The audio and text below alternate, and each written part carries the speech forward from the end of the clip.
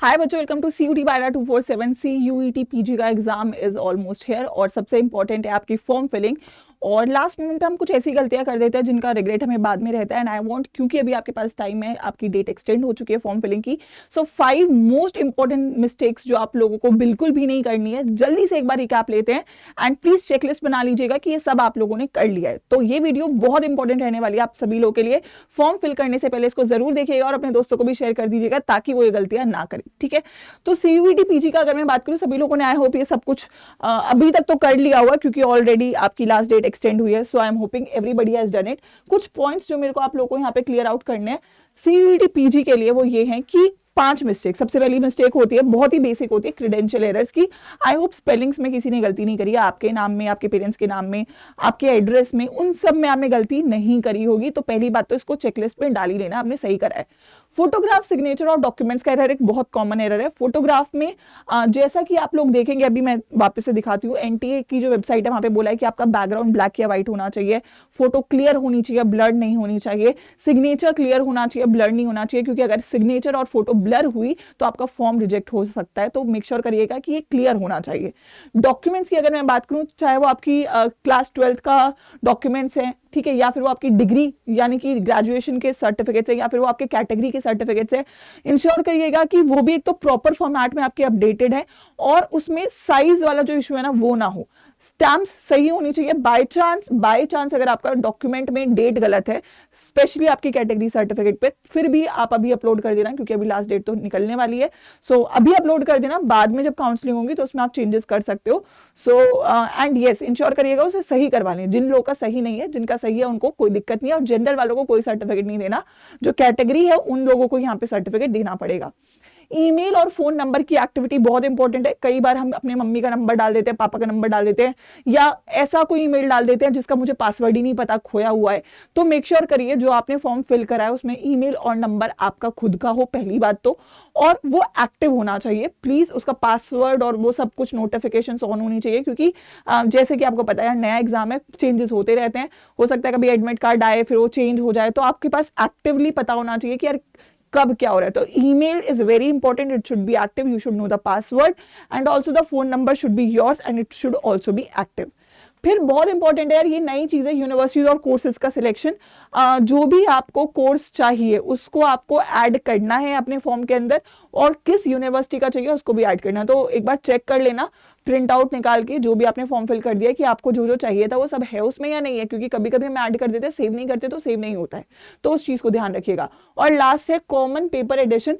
आपने जो यूनिवर्सिटीज को सिलेक्ट करा है उसके कोरिस्पॉन्डिंग जो कॉमन पेपर है, क्या आपने उसको ऐड किया है पेपर देने में या नहीं। कभी कभी होगा आपने ऊपर तो ऐड कर दिया यूनिवर्सिटी और कोर्स, और नीचे उसका पेपर ऐड नहीं करा है। तो प्लीज दोनों को क्रॉस चेक कर लीजिएगा, क्योंकि अगर ये दो चीज आपने गलत कर दी है तो कहीं ना कहीं आपका फॉर्म फिर से रिजेक्ट हो सकता है।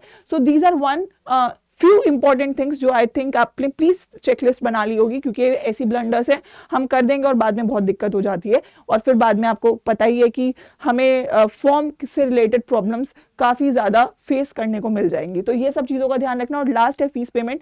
अगर आपने फीस पेमेंट नहीं करी है तो उसके बाद, उससे पहले आपका चाहे आपने कितना ही फॉर्म फिल करा हुआ है वो सबमिट नहीं होगा। तो प्लीज इंश्योर कि आप सक्सेसफुल फीस पेमेंट कर दें 31 से पहले। ऑल्सो लास्ट डेट का वेट ना करें, क्योंकि लास्ट डेट पे बहुत सारी चीजें हो सकती हैं, सर्वर हैवी हो सकता है, टेक्निकल इशू हो सकता है, तो पहले ही करके, बट सबमिट फाइनल करने से पहले प्रिंट आउट निकाल के जरूर चेक कर लीजिएगा ये सारी बातें सही हैं या नहीं। So that is it. कोई और डाउट है तो कमेंट करके जरूर बताना, क्योंकि आखिरी टाइम चल रहा है। I hope everything is sorted and done, क्योंकि इसके बाद सीधा एग्जाम आएगा और उसकी हमें तैयारी बहुत जोरों शोर से करने की जरूरत है। CUET अड्डा पे आप PG की तैयारी भी कर सकते हो। आई होप आप सभी लोगों को पता है we have all the courses जो आपके CUET PG के हैं, स्पेशली आपके इन पेपर कोड से रिलेटेड, जो आपके पेपर कोड्स यहाँ पे हैं उनके आपके बैचेस जो है वो स्टार्ट हो चुके हैं। सो या अभी आपका 26 जनवरी का सेल चल रहा है, पेपर भी नजदीक आ रहा है, सेल भी चल रहा है, तो it's best time to start preparing and get started with your preparation. तो आप लोग स्पेशल फैकल्टी डिस्काउंट कोड का इस्तेमाल कर सकते हैं Y513। इस पे आपको PG के सभी बैचेस पे मैक्सिमम डिस्काउंट मिल रहा होगा, 20 to 22% का डिस्काउंट मिल रहा होगा। तो जब भी बैच में एनरोल करना है, use this code, and yes it should be right now, क्योंकि कल नहीं आने वाला, कल पेपर आने वाला है। सो जो भी नए बच्चे हैं, एक बार मैं उनको दिखा देती हूँ PG के लिए आपको कैसे एनरोल करना है। या you need to just go to Adda 247 का ऐप, या फिर आप वेबसाइट पे जा सकते हो। ऑल कोर्सेज सेक्शन में यूजी पीजी में CUET आपको पीजी में जाना होगा, ठीक है। पीजी का एक ही सेक्शन है, ठीक है। तो वी हैव डिफरेंट कोर्सेज, एक तो व्यू ऑल कर लेना ताकि आप लोगों को सारे कोर्सेज दिख जाएं, ठीक है। So this is the latest one जो कि आपका CUET पीजी का MBA के लिए COQP12 कोड के लिए आपका प्रिपरेशन है। ऐसे ही आपके अदर पेपर के लिए भी कॉम्बिनेशन अवेलेबल हैं। बाय नाउ पे जाइएगा और बाय नाउ पे ये जो कोड मैंने आपको बोला है Y513 इसको अप्लाई कर दीजिएगा and you will be getting the discount 5839 पे। ये आपका 20% डिस्काउंट के साथ बैच अवेलेबल है। ऑल्सो आप टेस्ट सीरीज के लिए भी सेम कोड के साथ एनरोल कर सकते हो अगर किसी बच्चे को केवल टेस्ट सीरीज चाहिए। इस बैच में टेस्ट सीरीज और क्लासेस सब कुछ इंक्लूडेड है, बट अगर किसी को केवल टेस्ट सीरीज चाहिए तो वो भी आप इसी दौरान एनरोल कर सकते हो क्योंकि अभी सेल एक्टिव है। सो ऑल द बेस्ट बच्चों, पेपर ऑलमोस्ट देयर है।